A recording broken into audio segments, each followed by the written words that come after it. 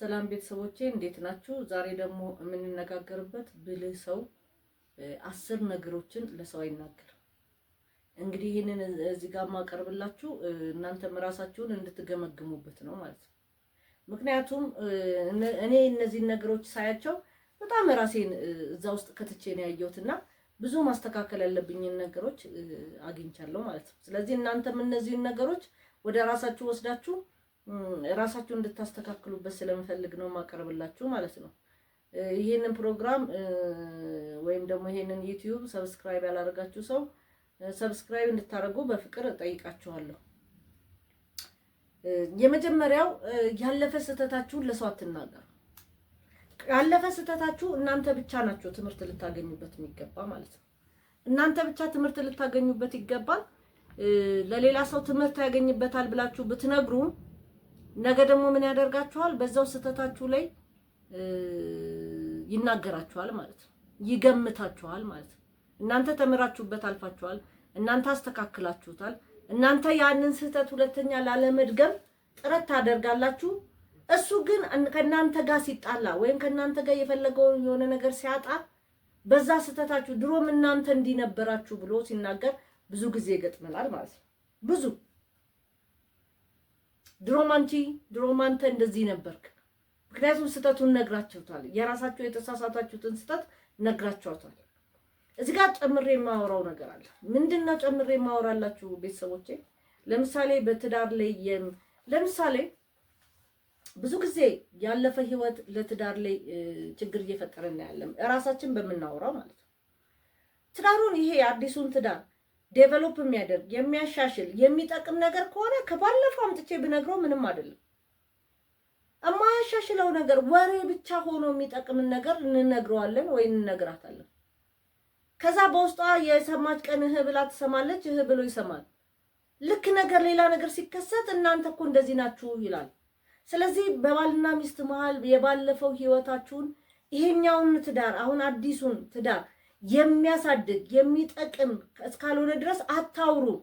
የድሮ ባሌ እንዲህ ብሎኝ ነበር፣ የድሮ ሚስቴ እንዲህ ብላኝ ነበር፣ እንዲሳረግላት ትወድ ነበር፣ እንደዚህ ሰውንላ እንደዚህ የሚባል ነገር በፍጹም በጣም መጠንቀቅ መቻል አለባችሁ ማለት ነው። ትጠይቃችኋለች። ያው እነሱም ወሬኞች ናቸው። የባለፈው ትዳራችሁ ላይ ለምን ፌል እንዳረጋችሁ ወይ ጓደኝነት ላይ ለምን ፌል እንዳረጋችሁ ይጠይቃሉ። ምክንያቱም ትምህርት ለማግኘትም ሊሆን ይችላል። በኋላም ደግሞ እኛን በዛ ታሪካችን እያስፈራሩ ዝም ለማስባልም ሊሆን ይችላል። ሁለት አይነት ነገር ስላለው ማለት ነው። ስለዚህ ያለፈው የጓደኝነት ይሁን የትዳር ህይወታችን ላይ ፌል ያደረገበትን ምክንያት ወይም ደግሞ አብረን በትክክል እርስ በርስ ተቀባብለን የኖርንበትን ነገር በአጠቃላይ መንገድ ጥሩ አይደለም ማለት ነው። ሁለተኛ የወደፊት እቅዳችንን ለሰው አንንገር። ብዙ ጊዜ የነገራችሁት እቅድ አይሳካም። እሄዳለሁ እንኳን ብላችሁ የሆነ ቦታ ስታስቡት አይሳካም። ለሆነ ሰው ማስባችሁ ገንዘብ ለመስጠት ይሄ ብር ሲመጣ ይሄን ብር ሰጣለሁ ብትሉ ጭራሽ ለእናንተም ያላችሁት ብር አይመጣም ማለት ነው። ስለዚህ ጥንቃቄ ማድረግ መቻል አለባችሁ። ለማን ነው የምንናገረው የሚለውን ነገር ማሰብ መቻል አለባችሁ ማለት ነው። አንዳንዴም ደግሞ እቅዳችሁን ስትናገሩ የሚቀኑ ሰዎች አሉ። ያው ቅናት ደግሞ የሚያመጣው ነገር ስላለ መጠንቀቅ መቻል አለብን። ስለ ቤተሰብም አትናገሩ። ቤተሰብ ውስጥ ያለ ግጭት እንደዚህ አድርገው በተለይ ባልና ሚስት ነገ ስትታረቂው እነዛ ሰዎች ግን መጠቀሚያ ላይ ያደርጉሽ ይችላል። እንደዚህ ብላ ነበር፣ እንደዚህ አድርጋ ነበር የሚለውን ወንድምና እህት አትተማሙ፣ እህትና እህት አትተማሙ፣ ወንድምና ወንድም አትተማሙ ብዬ ነው የማስበው ማለት ነው። አራተኛው ገቢያችሁና ተቀማጫችሁን አትነኩ። ይሄ በጣም ጠቃሚ ምክር ነው። ምንም አይጠቅም ለነዛ ሰዎች። ለምሳሌ ገቢያችሁ በጣም ብዙ ቢሆንና ገቢ ይሄን አገኘው ቢባል አንደኛ ነገ ሲቸግራችሁም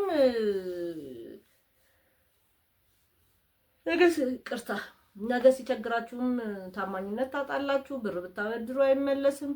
ካለመመለሱን ደግሞ አንተ አለህ አይደል እንዴ ምን ይሰራልሃል ሁሉ ልትባል ትችላለህ። በጣም ብዙ ችግር አለና ተቀማጫችሁም እንዲሁ አትናገሩ። አለበዛ ደግሞ ብዙ ብድርም ጥያቄ ታበዛላችሁ ማለት ነው። አምስተኛ ማን ወዳጃችሁ ማን ጠላታችሁ እንደሆነ እንዳለ አትናገሩ።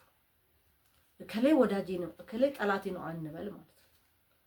ሰሚው ዘ ሪቨርስ ሊጠቀምበት ስለሚችል ራሳችን መያዝ አለብን።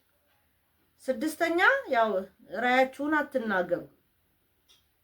ራእይ ካላችሁ ዮሴፍን በነገራችን ላይ መጽሐፍ ቅዱስ ላይ ያሸጠው እኮ ራእዩን ወደ ግብጽ እንዲሄድ ያደረገው ህልም አልሞ ህልሙን መናገሩ እንደዚህ ያደርጋለሁ ማለቱ እንዳይሳካ ነው ያደረገው ማለት ነው። እና እንዳይሰረቅብህ መናገር መቻል አለብህ ማለት ነው። አለመናገር ነው መናገር አይደለም። የስኬታችሁንም ሚስጥር አትናገሩ። ምክንያቱም አለመሳካት ሌላ ጋር ስላለ አይደል እናንተ ስኬታማ የሆናችሁት። ሚስጥሩን ከነገራችሁት ማን ይደግሙና ሁሉም ሰው ባለ ውጤት ይሆናል። ችግሮቻችሁን ወይም ድክመታችሁን አትናገሩ የሚረዳ ሰው ስለሌለ። ጥናት እንደሚለው 70% የሆነ ሰው በችግሮቻችሁ ይደሰታሉ። አጠገባችሁ ካሉ 70%ቱ እናንተ ጋር ችግር ስለደረሰ ደስተኞች ናቸው። 20%ቱ ከሰሙ በኋላ ትዝ አትሏቸው።